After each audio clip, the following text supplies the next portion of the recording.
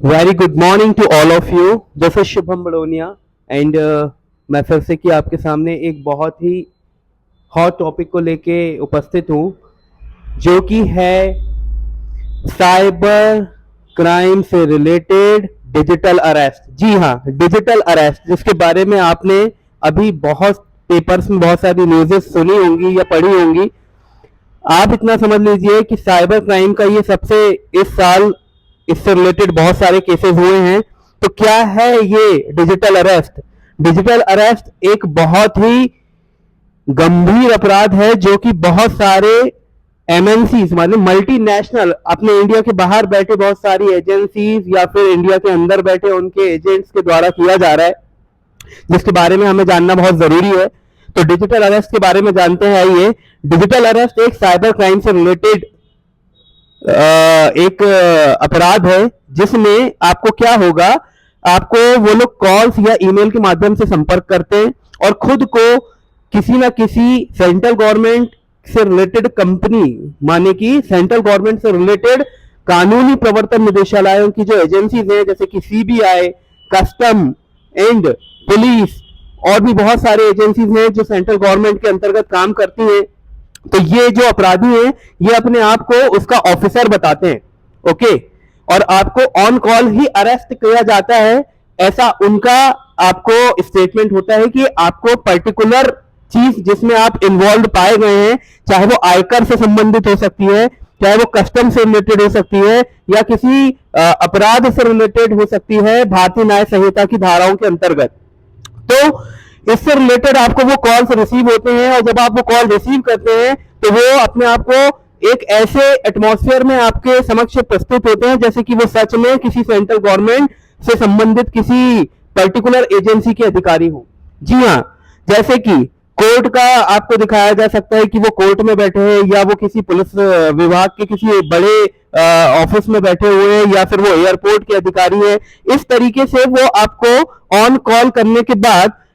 आपको video call पे ही arrest कर लेते हैं, और वो ये बोलते हैं आपको कि आपको अभी कॉल डिस्कनेक्ट नहीं करना है, और अगर आप ऐसा करते हैं तो वो आपको विभिन्न धाराओं के अंतर्गत कार्रवाई करेंगे, या आपके बेटे, आपके भाई, आपके माता पिता, वॉट एवर का हवाला देते हैं कि ये पर्टिकुलर पर्सन इस क्राइम के अंतर्गत यहाँ पे दोषी पाया गया है, और हम इनके ऊपर ये कार्रवाई करने जा रहे हैं। अगर आप इनको बचाना चाहते हैं तो वो सीधे सीधे पैसों की डिमांड करते हैं। जी हाँ, तो इस तरीके का कोई भी कानून भारतीय न्याय संहिता के अंदर है ही नहीं। कोई भी पुलिस अधिकारी या कोई भी एजेंसी भारत के किसी भी नागरिक को डिजिटली अरेस्ट यानी ऑन कॉल पे अरेस्ट नहीं कर सकती, ना ही ऐसा कोई कानून इंडिया में है। तो ये आइए जानते हैं कि इसके पीछे कौन लोग हैं और ये चीजें कैसे काम करती हैं। सबसे पहले जो मैंने बताया आपको कि प्रधानमंत्री नरेंद्र मोदी जी ने खुद, क्योंकि ये केसेस इतने रैपिडली बढ़ रहे हैं और इसमें इतने हाईली लेवल के अमाउंट इन्वॉल्व हैं, जो कि भारत के खिलाफ टेररिस्ट एक्टिविटीज में और भी बहुत सारे जो गलत वे हैं उसमें यूज होने की संभावना ही नहीं, ऐसा हो भी रहा है।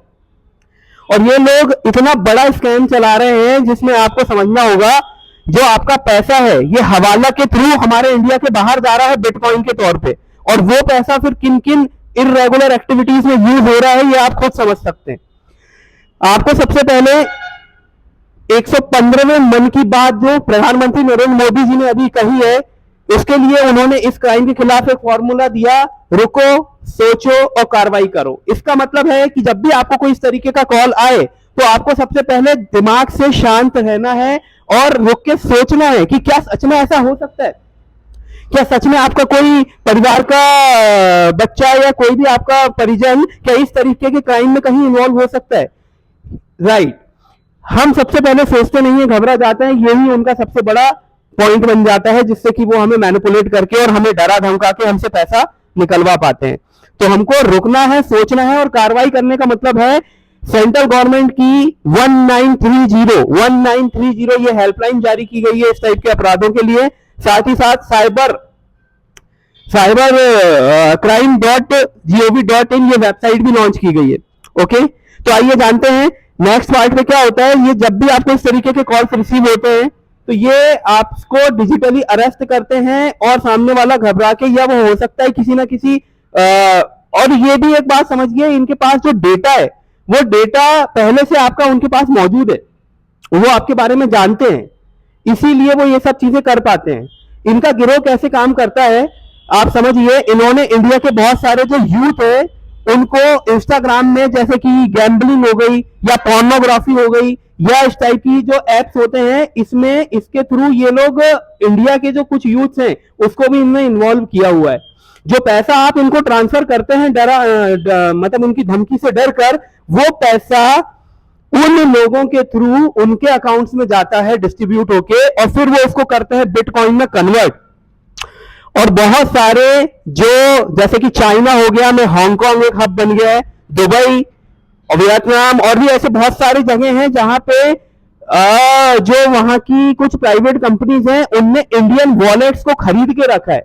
और वो जब बिटकॉइन में कन्वर्ट होता है यहाँ का पैसा, और वो बिटकॉइन उन वॉलेट्स में ट्रांसफर होता है, और वो फिर वहां की करेंसी में वो लोग उसको कन्वर्ट करके जैसे चाहे वैसे यूज कर पाते हैं। तो आइए इन चीजों को जब तक हम, हमारा जो